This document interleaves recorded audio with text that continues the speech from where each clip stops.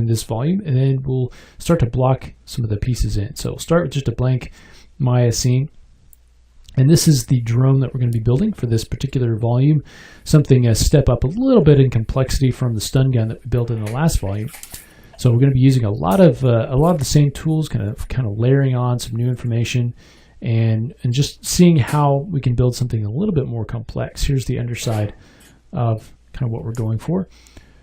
So we're going to be kind of shooting for this. If you want to kind of use your judgment and make some creative decisions on your own to make it look a little bit different, that's perfectly fine. You just want to use this as an opportunity to learn about some of the tools and see them in action a little bit more.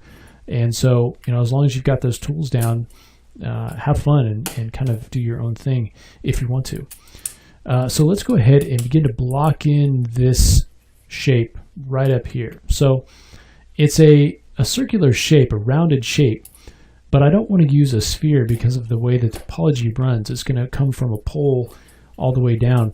And so I think instead we'll go ahead and bring in a cube.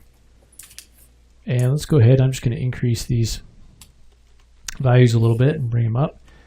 And I want to create this sphere shape from this cube. So we'll take the cube and we'll just go to smooth.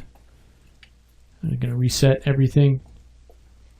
And we'll smooth that down. And so you can see it's starting to make a sphere sort of shape.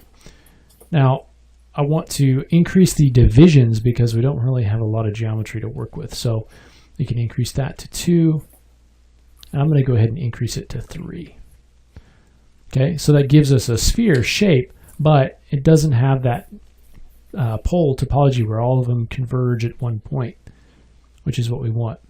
Now I want to give this a little bit more shape. So let's go into animation, create deformers, and let's create a lattice. And I'm just going to use 3 by 3 by 3.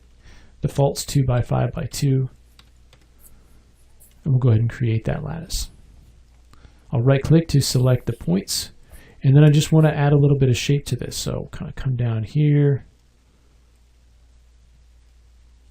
Pull this down a little bit. And let me actually turn on wireframe so that I can kind of see what's happening. Kind of pull this out a little bit. Maybe flattening that down a bit. Pulling this front forward a little. Let me pull this down a little bit too.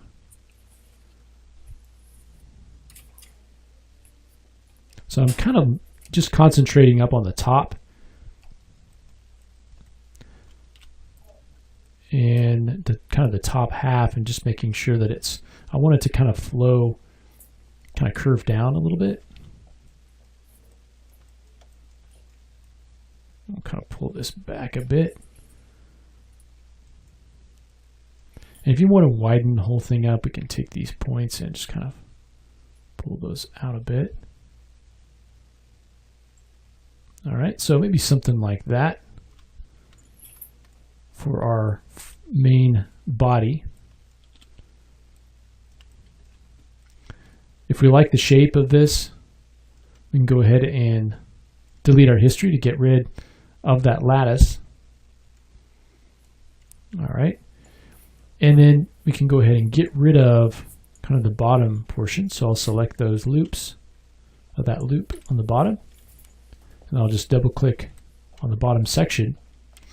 We can now come in from the side view, and if there are areas that we can tweak a little bit, and if we wanted to bring that lattice back in here, we could do that too. I'll just kind of clean up this shape a little bit.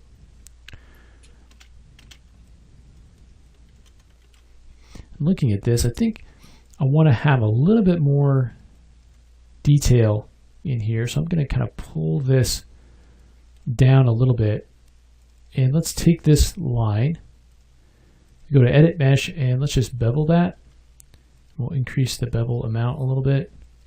And then if I want to move this along the surface, I can select that entire edge, and then I can use the Slide Edge tool. And I can slide that with the middle mouse along that edge. So I can kind of bring that down. Do the same thing here. to give ourselves a little bit more resolution to work with there. So then we'll start to plan out the shells. So I know I want to have kind of a top shell that goes over and back, and then a shell, kind of one shell coming around the front. And the eye will be right here, and then we'll have another shell kind of up in the corners. So I think one of the things that I like to do is kind of reduce everything to what's the minimum amount of geometry I need to get the detail that I want. As far as, you know, if something is mirrored or if something's going to be repeated, what is that smallest piece of the model that I would need to create the model the way that I want? So because this is symmetrical, one of the things that I can do is just to delete half of it for now. And now really I only have to concentrate on this section. So when I cut my panels out, I'm only concentrating on this particular part. And then I can always mirror that over. But I just like to have as little on screen to worry about as possible.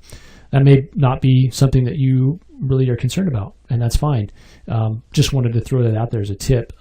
So if you're building something that's going to be duplicated or repeated, you kind of break it down into that smallest chunk that is unique, and you can work on that and then, you know, repeat that to create your model. Or if you've got something that's going to be symmetrical, you know, think about, I can do it symmetrically up until this point, and then I have to start adding the asymmetry. So, you know, think about your, you know, schedule and how you're going to build up things, and build it up symmetrically, working on one half. Then you can mirror it over and add your asymmetry and all of that detail. Okay, so hopefully that makes sense. We've got our half of our shell here now built.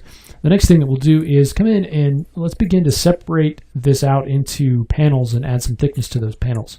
So we'll go ahead and do that next.